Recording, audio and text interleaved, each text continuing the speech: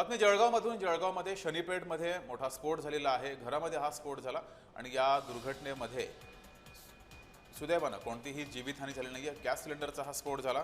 Police आणि प्रशासनाकडून या प्रकरणी आता तपास सुरू आहे. जळगावमधील शनीपेठमध्ये ही दुर्घटना घडलेली आहे.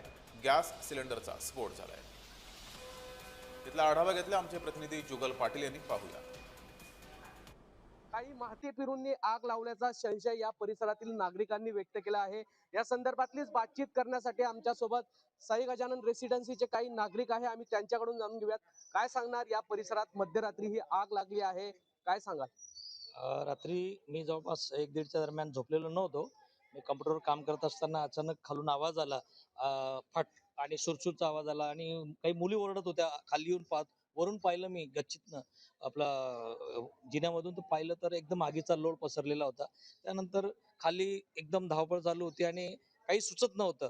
परंतु आमचे शेजारी जे आहेत त्या अपार्टमेंटमधले बी विंगमधले विंगमधले लोक त्यांनी पाणी वगैरे मारून इथं आग विझवण्याचा प्रयत्न केला. त्याच क्षणात आम्ही फायर ब्रिगेडला आणि पोलीस स्टेशनला फोन लावून कळवलं की इथं असं दुर्घटना घडलेली आहे. आणि मग नंतर ते आले खाली, नंतर आग विझवली. आणि आता आपण जो पाहिलं तर त्याच्यावरून इथं आम्ही पूर्ण खालची जी आमची पूर्ण पार्किंग आहे त्यात कुठंच आम्ही असं पॉईंट सोडलेला नाहीये जिथं शॉर्ट सर्किट होऊ शकते. खाली मोकळी जागा आहे. परंतु एवढ्या गाड्यांनी पेट घेणं म्हणजेच हा कोणीतरी घातपात केलेला असं आम्हाला वाटतंय.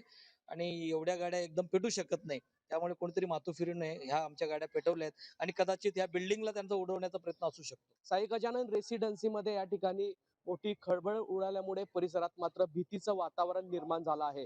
पोलीस प्रशासन नेमकी काय कारवाई करतं मात्र हे पाहणं महत्त्वाचं ठरणार आहे। जुगल पाटील, जय महाराष्ट्र न्यूज, जळगाव।